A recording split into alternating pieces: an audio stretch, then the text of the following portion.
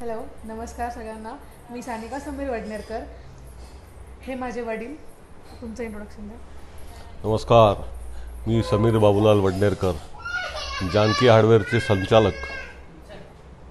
तुमचं family background.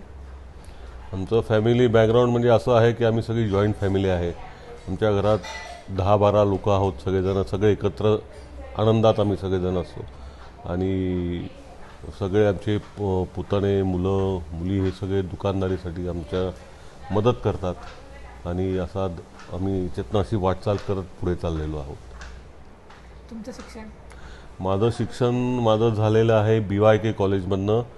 1994 साली मी तिकडनं पासआउट झालो आहे. 1994 साली मी तिकडनं पासआउट झालो आहे BCom. अच्छा.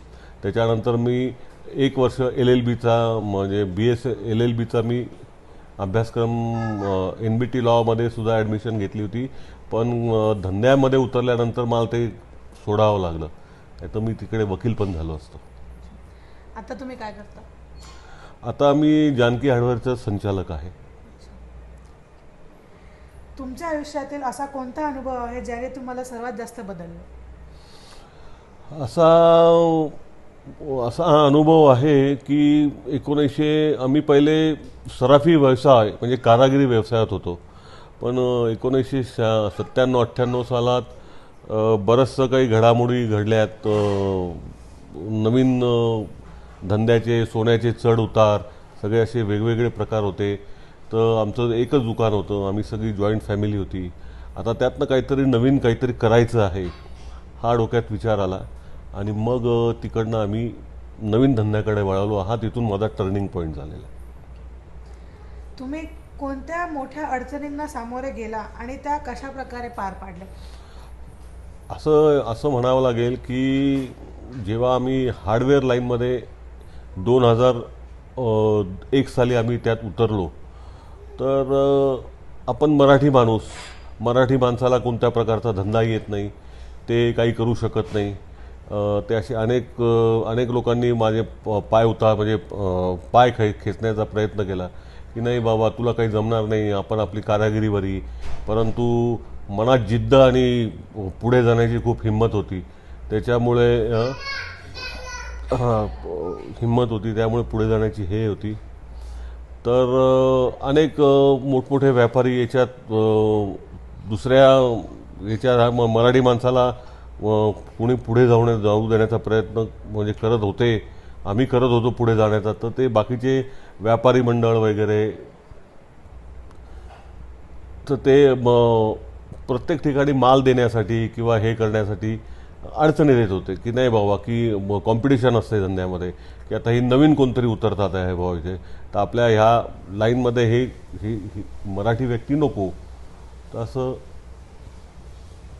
असं ही होती बरीचशी चढ उताराची ती त्याच्यात एकच फक्त होतं की ह्या धंद्यात उतरायचं आणि आपण पुढे जायचं. याच्यासाठी फक्त डोक्यावर थंड बर्फ आणि जिभेवर साखर हे ठेवून पुढेचा वाटचाल करत राहिलो आणि पुढे निघत गेलो.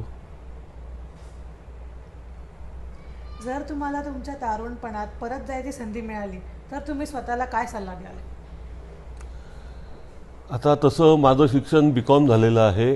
परंतु आत्ताचं ह्या सगळं जर बघून मला असं वाटतं आहे की मला जर संधी मिळाली तर मला मोठं शिक्षण घेण्याची फार आवड आहे. आणि मला प्रत्येक गोष्टीत असं काहीतरी नाविन्यपूर्ण काहीतरी करण्याची इच्छा असते आणि मी ते आत्मसात करण्याचा प्रयत्न करत असतो. तर अशी जर मला परत संधी मिळाली तर मी परत मी काहीतरी इंजिनिअरिंग लाईनमध्ये, कारण मला ती आवड आहे इंजिनिअरिंगची, तर त्याच्यात मी जाऊन त्याच्यात काहीतरी मोठं हे करून मोठ्या हुद्द्यात जाण्याचा माझा मानस असू शकतो. आणि शेवटचा प्रश्न, तुम्हाला आजकाल ही जेनझी जनरेशनला तुम्ही काय एक सल्ला द्याल तुमच्या एवढ्या पास्ट एक्सपिरियन्सनुसार? जेनझीला हे आत्ता मी सांगू शकतो की प्रचंड मेहनत. 10वी झाल्यानंतर तुमच्याकडे 4च वर्ष असतात तुमचं लाईफ टर्न करण्यासाठी.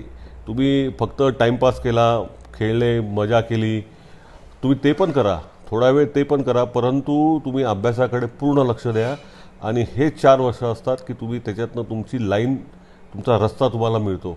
आणि त्या रस्त्यावर 2 रस्ते असतात जीवनामध्ये, एक खडतर असतो आणि एक मजेदार असतो.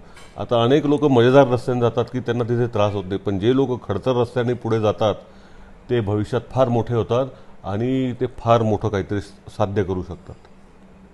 त्याच्यामुळे ह्या नवीन पिढीला, म्हणजे ह्या जेनझीला माझं हेच सांगणं असेल की अभ्यास करा, मोठे व्हा, शांत राहा, आरोग्यपूर्ण राहा, असं माझं सांगणं आहे. धन्यवाद. ओके.